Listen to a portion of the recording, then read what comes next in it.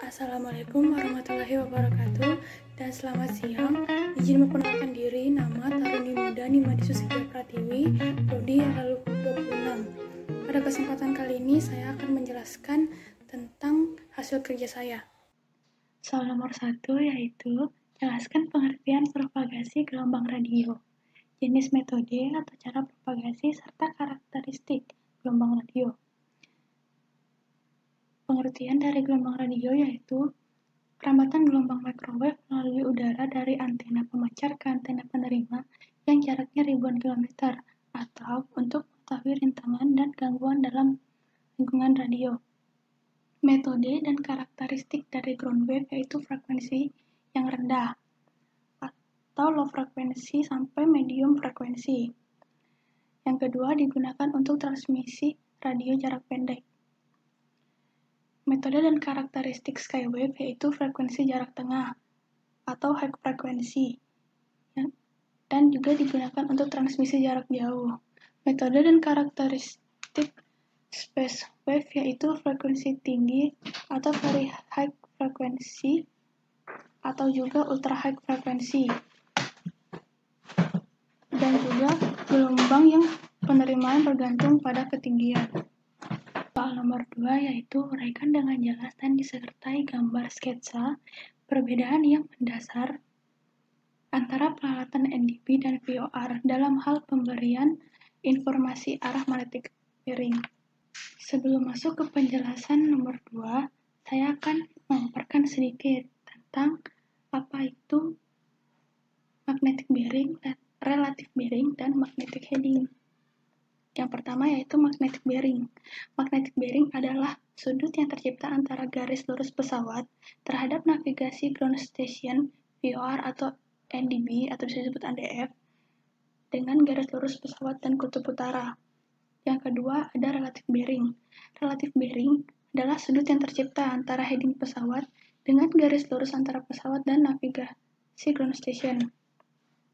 Yang ketiga atau yang terakhir yaitu magnetic heading. Magnetic heading adalah arah yang ditujukan pesawat sehubungan dengan magnetic north.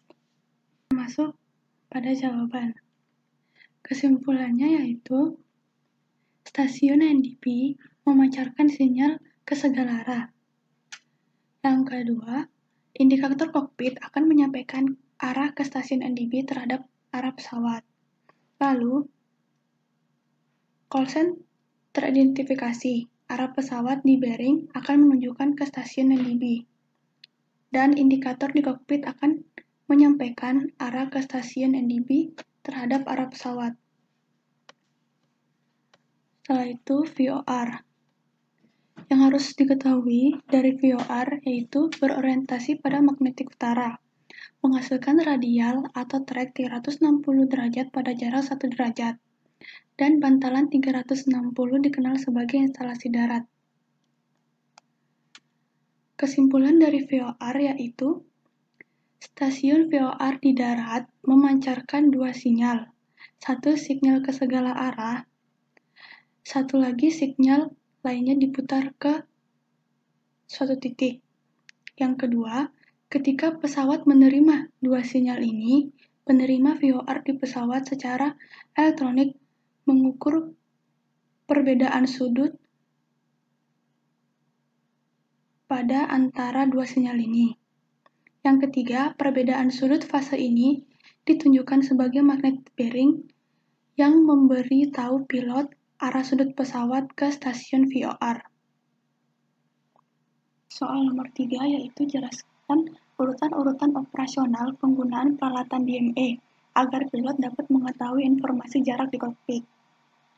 Yang pertama yaitu antena DME pesawat mengirim sinyal ke antena DME darat.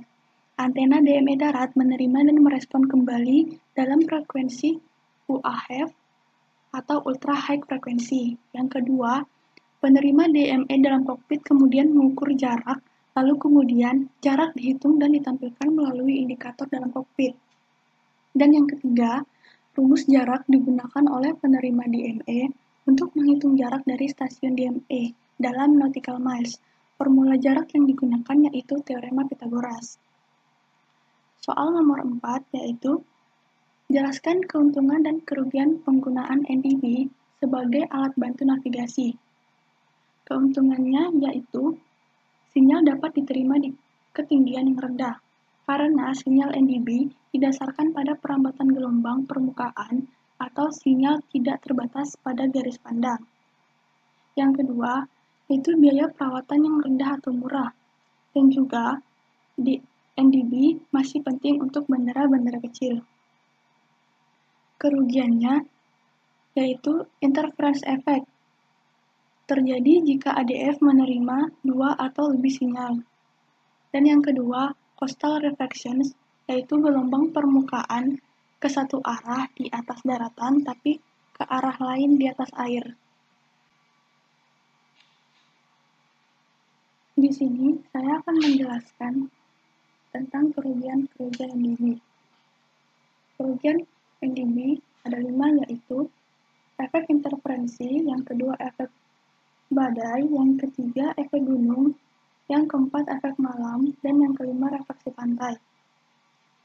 Yang pertama ada efek interferensi atau interference effect, yaitu interferensi yang terjadi jika ADF menerima dua atau lebih sinyal yang dipancarkan oleh NDB.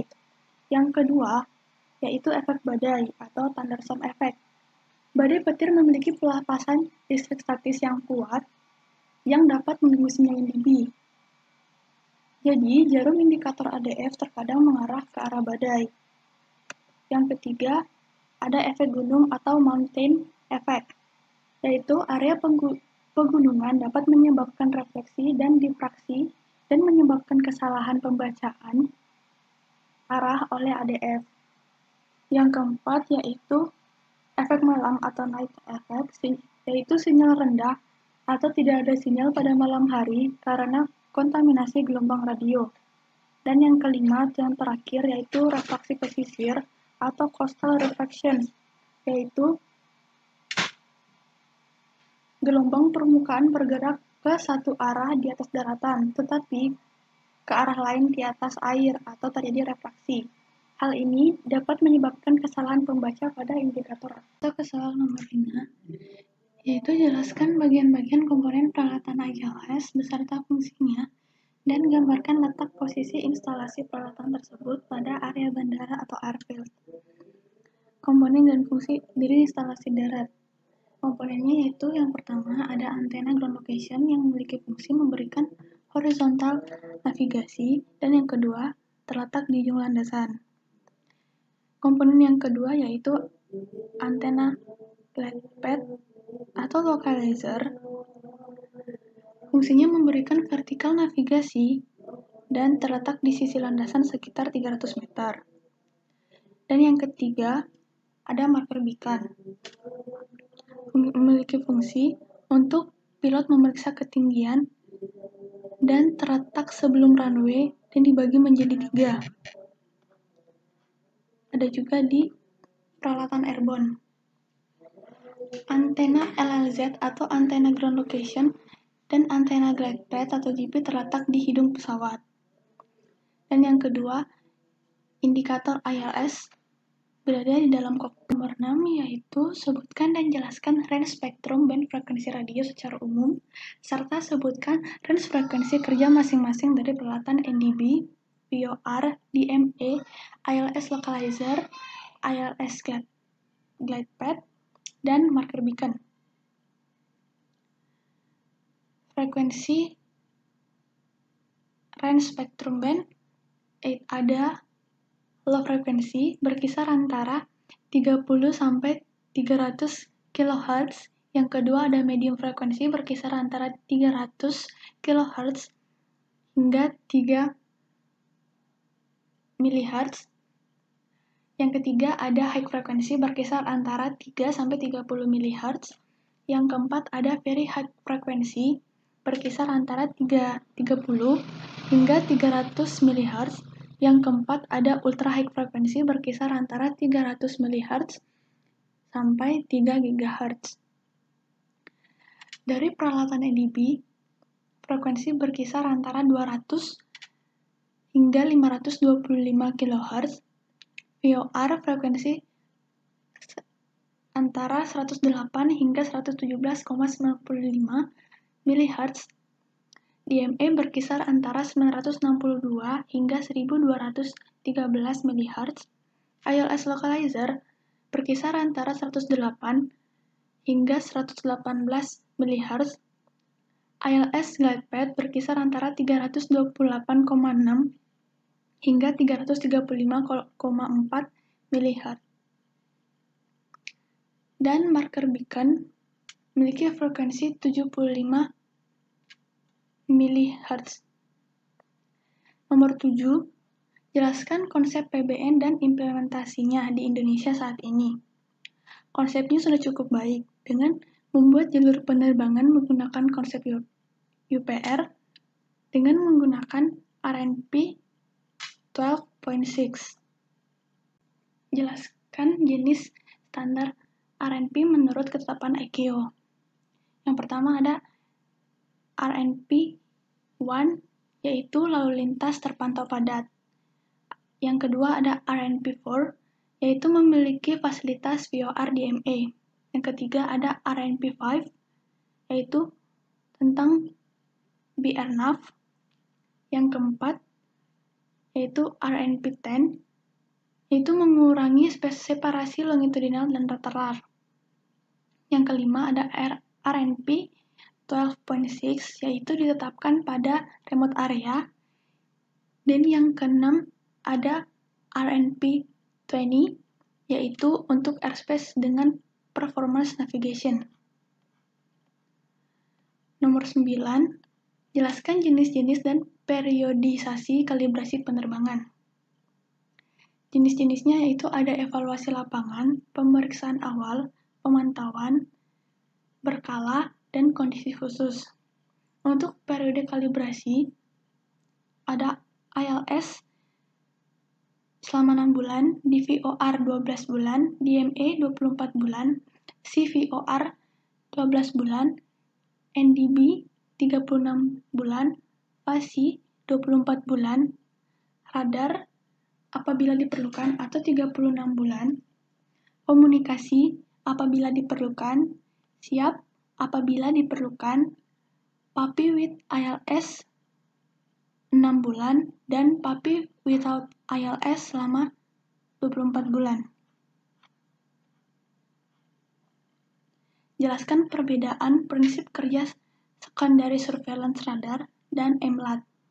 Untuk secondary surveillance, yang pertama yaitu SSR di darat memancarkan sinyal interrogation pada frekuensi 1030 MHz. Jika sudah pada transponder akan memberikan sinyal balasan pada frekuensi 1090 MHz. Yang kedua, arah pesawat tersebut akan ditentukan oleh antena radar SSR yang berputar 360 derajat. Untuk MLAT, yang pertama cakupan MLAT sampai 10.000 kaki.